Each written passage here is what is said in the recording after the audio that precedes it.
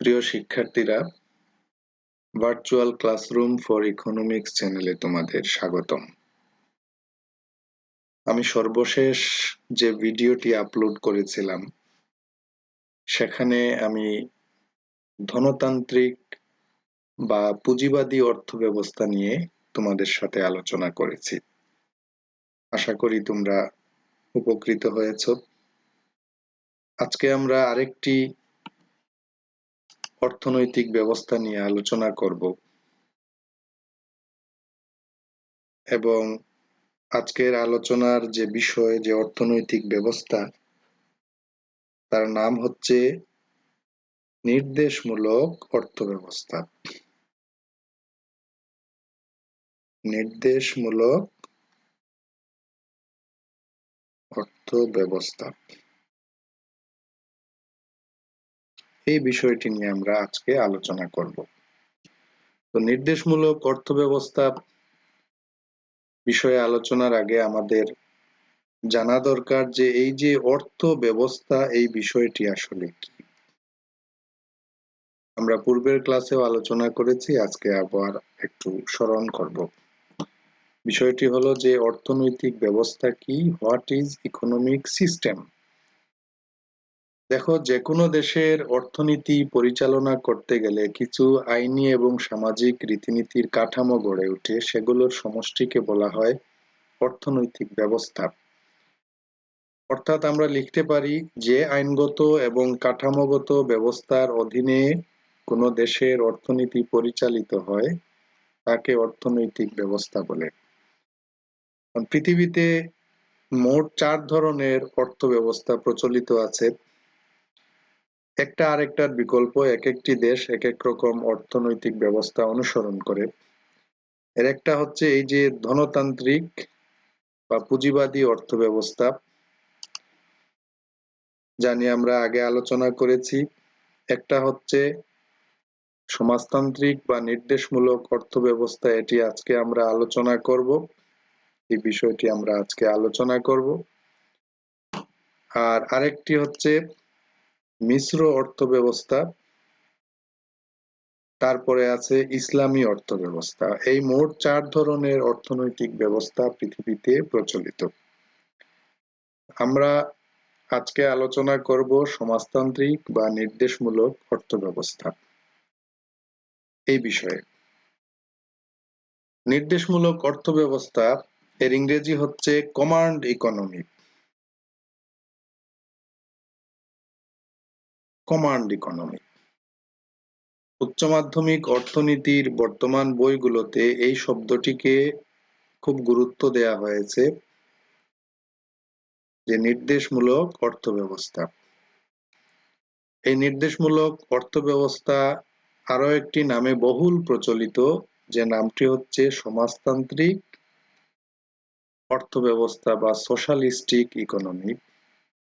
আমরা বলতে পারি সোশ্যালিস্টিক ইকোনমিক সিস্টেম, সেটি বললেও অসুবিধা নেই।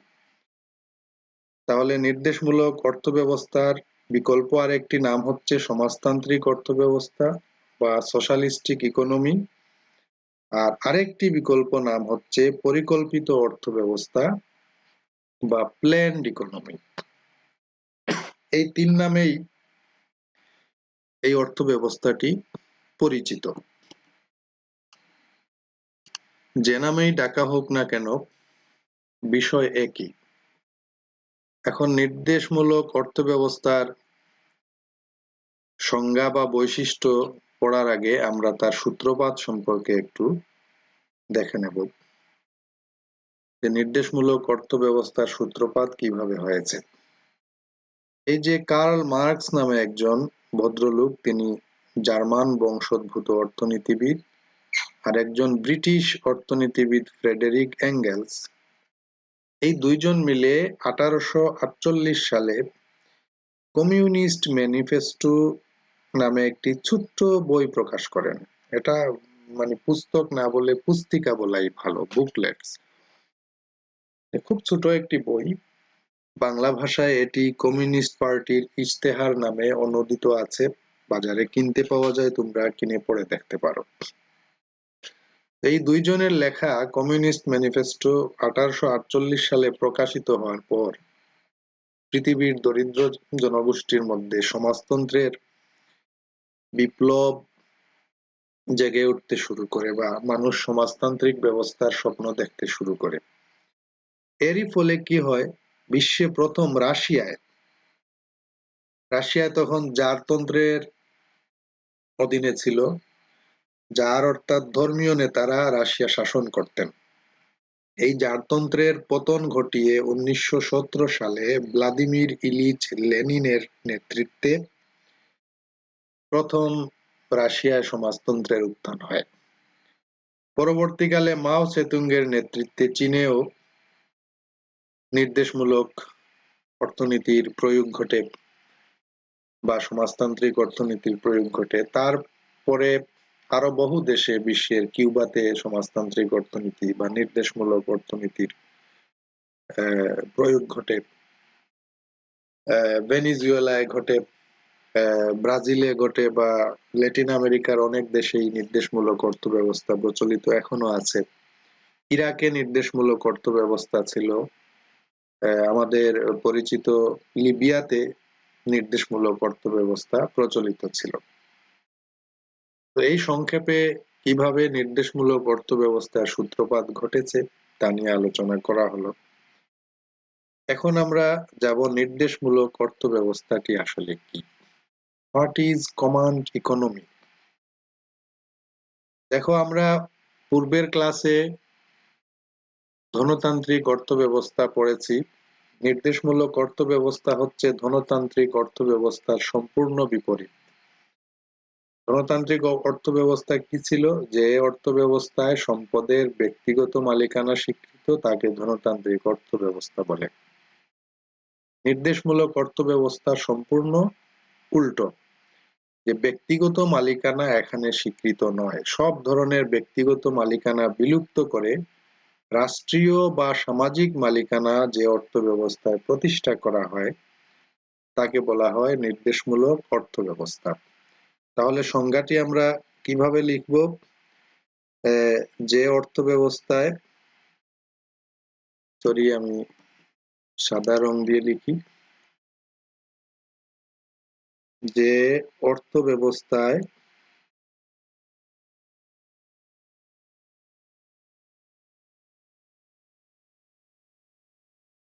সম্পদের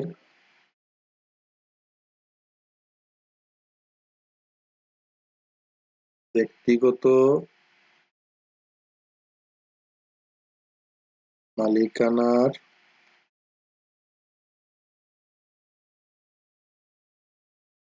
বিলোপ সাধন করে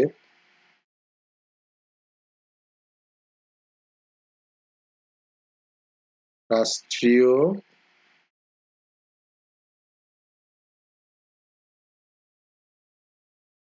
বা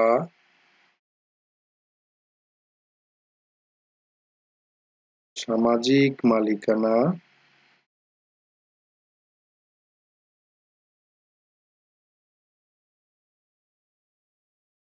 প্রতিষ্ঠা করা হয় তাকে নির্দেশমূলক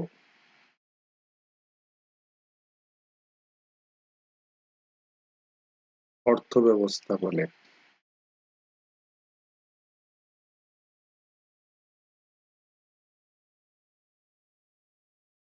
অর্থাৎ নির্দেশমূলক অর্থ ব্যবস্থা হচ্ছে সেই অর্থ ব্যবস্থা যেখানে সম্পদের ব্যক্তিগত মালিকানা অনুপস্থিত, অর্থাৎ রাষ্ট্রীয় মালিকানা বিদ্যমান।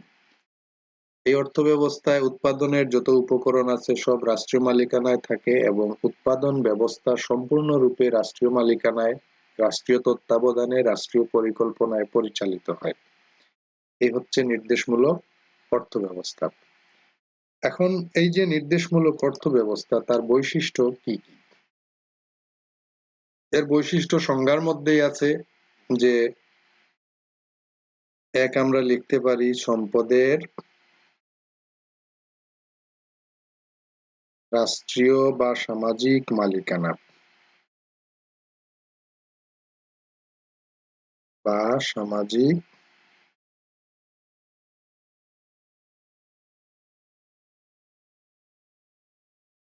এটা হচ্ছে নির্দেশমূলক অর্থব্যবস্থার প্রধান বৈশিষ্ট্য। এই অর্থব্যবস্থায় কি হয়? যাবতীয় সম্পদ রাষ্ট্রের অধীনে বা সমাজের অধীনে থাকে। কোনো ব্যক্তি কোনো রকম সম্পদের মালিক হতে পারে না, অর্থাৎ ব্যক্তিগত মালিকানা এখানে অনুপস্থিত। এই যে সম্পদের রাষ্ট্রীয় মালিকানা, এর প্রেক্ষিতে নির্দেশমূলক অর্থব্যবস্থায় আরো কিছু বৈশিষ্ট্য আপনা আপনি দেখা দেয়, সেগুলো নিয়ে আমরা এখন আলোচনা করব। আমি 2 নম্বর প্রধান বৈশিষ্ট্যটি লিখে ফেলি, কেন্দ্রীয় পরিকল্পনা কর্তৃপক্ষ।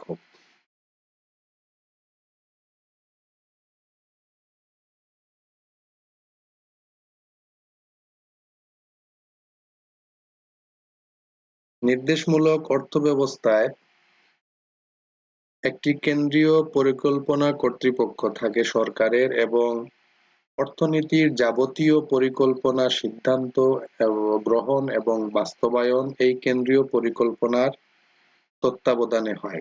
এর বাইরে কেউ যেতে পারে না।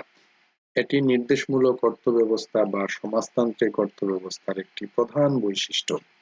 সবকিছু, এই যে অর্থনৈতিক সমস্যা সমাধানের উপায় আমরা পড়েছিলাম, যে কি কি দ্রব্য কি কি পরিমাণে উৎপাদন করতে হবে, কিভাবে উৎপাদন করতে হবে, কাদের ভোগের জন্য উৎপাদন করতে হবে।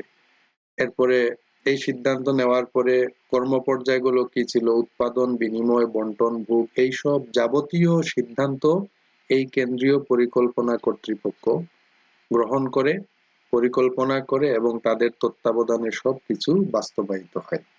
এটি নির্দেশমূলক অর্থব্যবস্থার একটি বৈশিষ্ট্য। তৃতীয় বৈশিষ্ট্য হচ্ছে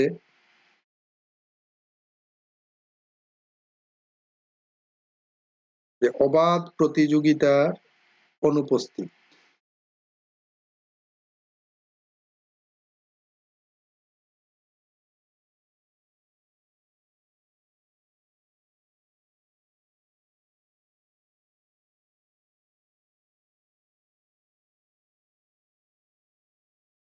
যেহেতু সম্পদের ব্যক্তিগত মালিকানা নেই, কোনো ব্যক্তি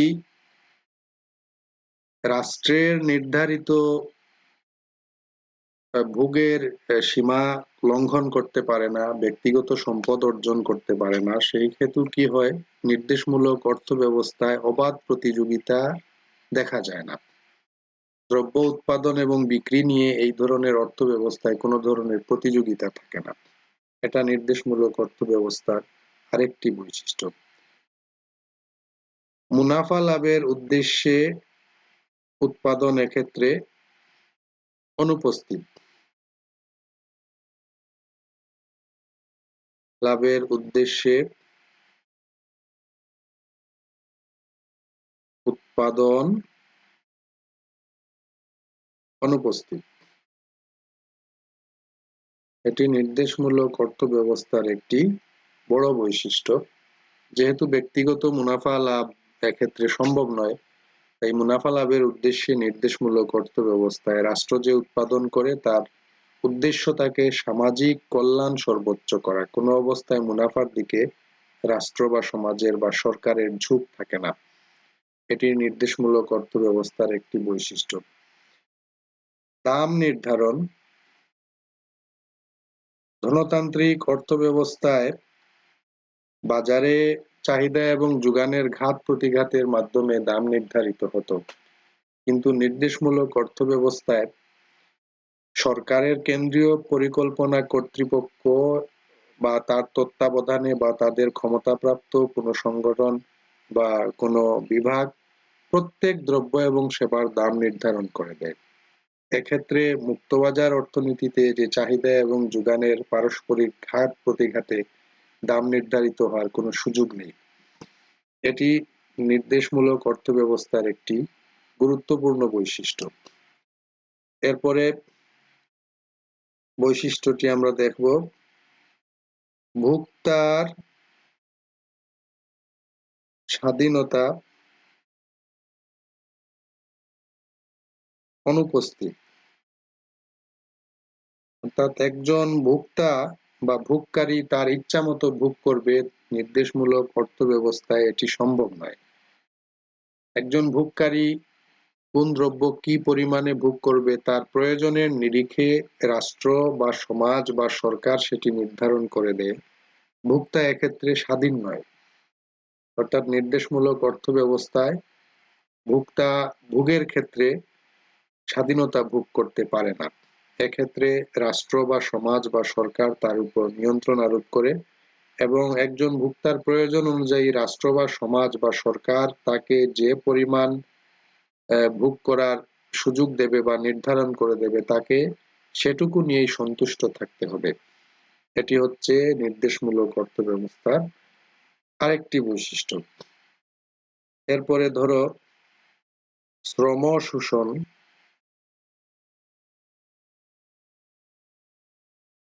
অনুপস্থিত। ধনতান্ত্রিক অর্থব্যবস্থায় কি ছিল যে উৎপাদক শ্রেণী বা ধনিক শ্রেণীরা শ্রমিকদের শোষণ করে আরো ধনী হয়, কিন্তু নির্দেশমূলক বা সমাজতান্ত্রিক অর্থব্যবস্থায় এই শ্রম শোষণের বিষয়টি সম্পূর্ণ অনুপস্থিত। যেহেতু সবকিছু রাষ্ট্রীয় তত্ত্বাবধানে উৎপাদিত হয়, বণ্টিত হয়, সুতরাং এখানে বলে রাখি যে শ্রেণীহীন সমাজ পৃথিবীতে সম্ভব নয়। যে কোনো অর্থনীতিতে বিভিন্ন শ্রেণী থাকবে। ধনিক শ্রেণী থাকবে বা উৎপাদক শ্রেণী থাকবে, শ্রমিক শ্রেণী থাকবে, উদ্যোক্তা শ্রেণী থাকবে, রাজনৈতিক শ্রেণী থাকবে। বিভিন্ন ধরনের শ্রেণী বিভাজন যে কোনো সমাজের একটা বৈশিষ্ট্য। অনেকে বলেন শ্রেণীহীন সমাজ, আসলে শ্রেণীহীন সমাজ বলে কিছু নেই। যে কোনো অর্থনীতিতে শ্রেণী থাকবে। বিষয়টা হলো শোষণহীন সমাজ। এই যে ধনতান্ত্রিক অর্থব্যবস্থায় প্রচন্ড শোষণ চলে, নির্দেশমূলক বা সমাজতান্ত্রিক অর্থব্যবস্থায় একটা শ্রেণী আরেকটা শ্রেণীকে শোষণ করার কোনো সুযোগ পায় না। এক্ষেত্রে যেহেতু রাষ্ট্রীয় হস্তক্ষেপ থাকে এবং রাষ্ট্র খুব কঠোরভাবে এগুলো নিয়ন্ত্রণ করে। এটা গেল যে শ্রম শোষণ অনুপস্থিত, এটা নির্দেশমূলক অর্থব্যবস্থার একটা বৈশিষ্ট্য। শুধু শ্রম শোষণ নয়, যে কোনো ধরনের একটা শ্রেণী যদি আর একটা শ্রেণীকে শোষণ করতে চায় নির্দেশমূলক অর্থব্যবস্থায় তা সম্ভব নয়। ধরো আমার এই মুহূর্তে যে মনে পড়ছে, আমি কি বলবো, ভোক্তার স্বাধীনতা অনুপস্থিত। নির্দেশমূলক অর্থব্যবস্থায় উৎপাদকের স্বাধীনতাও কিন্তু অনুপস্থিত।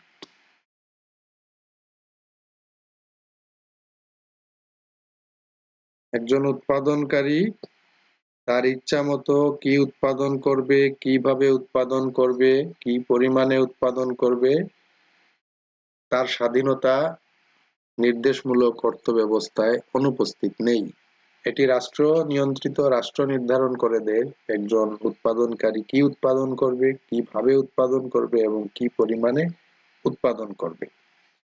এটি হচ্ছে নির্দেশমূলক অর্থব্যবস্থার একটি বৈশিষ্ট্য। নির্দেশমূলক অর্থব্যবস্থার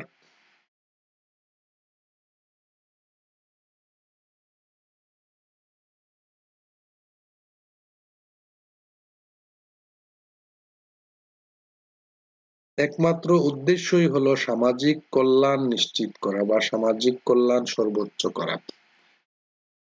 নির্দেশমূলক অর্থব্যবস্থায় যত দ্রব্য সামগ্রী, সেবা সামগ্রী উৎপাদিত হয়, সেগুলো যেহেতু মুনাফা লাভের উদ্দেশ্যে উৎপাদিত হয় না, মানুষের অভাব পূরণের উদ্দেশ্যে উৎপাদিত হয়। এবং একটা রাষ্ট্র বা সমাজ তার যা কিছু উৎপাদন করে জনগণের মধ্যে বন্টন করে দেয়, সেই বন্টন ব্যবস্থাটা এমন ভাবে থাকে যাতে সামাজিক কল্যাণ সর্বোচ্চ হয়। এটা নির্দেশমূলক অর্থব্যবস্থার একটি প্রধান বৈশিষ্ট্য। তার মুনাফা অর্জন তার কোনো উদ্দেশ্য নয়, তার উদ্দেশ্যই হচ্ছে সামাজিক কল্যাণ সর্বোচ্চ করা। নির্দেশমূলক অর্থব্যবস্থার এগুলো হচ্ছে প্রধান প্রধান বৈশিষ্ট্য। আরো যে প্রধান বৈশিষ্ট্যগুলো আছে তোমরা বইতে পাবে, বই দেখে তোমরা পড়তে পারবে। এই মুহূর্তে আমার আরো যা মনে পড়ছে যে মুদ্রাস্ফীতি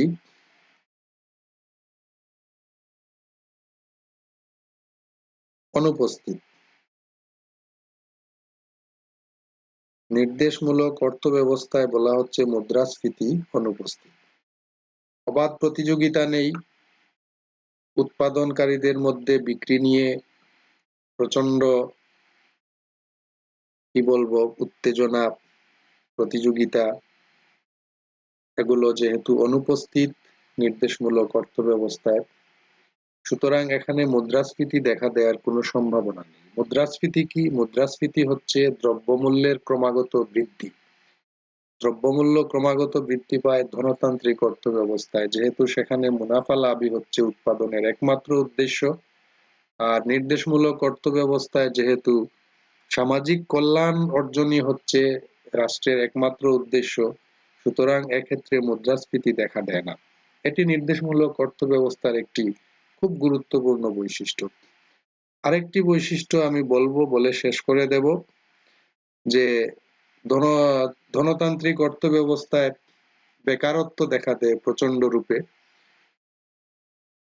মাঝে মধ্যে অসহনীয় পর্যায়ে চলে যেতে পারে। কিন্তু নির্দেশমূলক অর্থ ব্যবস্থা যেহেতু পরিকল্পিত অর্থ ব্যবস্থা, রাষ্ট্রের কেন্দ্রীয় পরিকল্পনা কর্তৃপক্ষ সবকিছু নিয়ন্ত্রণ করে, এক্ষেত্রে বেকারত্ব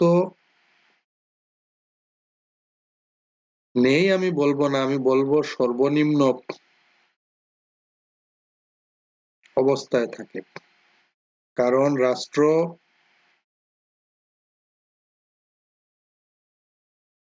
তার যাবতীয় সম্পদ উৎপাদনের যে উপকরণগুলো আছে, ভূমি, শ্রম, মূলধন, সংগঠন, এগুলোকে সার্থকভাবে কাজে লাগানোর চেষ্টা করে এবং কাজে লাগায়।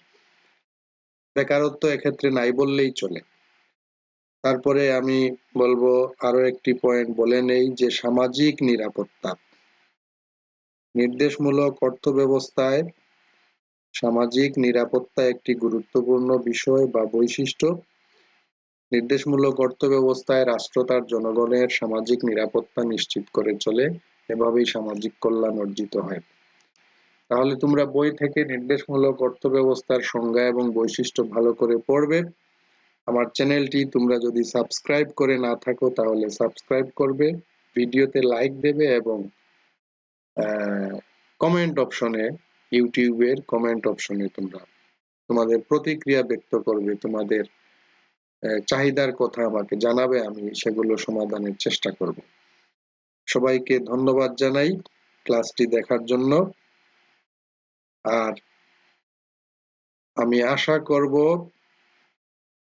আমার চ্যানেলটি তোমরা সাবস্ক্রাইব করবে, ভিডিওতে লাইক দেবে এবং তোমাদের বন্ধু বান্ধবকে ক্লাসগুলো শেয়ার করবে। আজকে এ পর্যন্ত।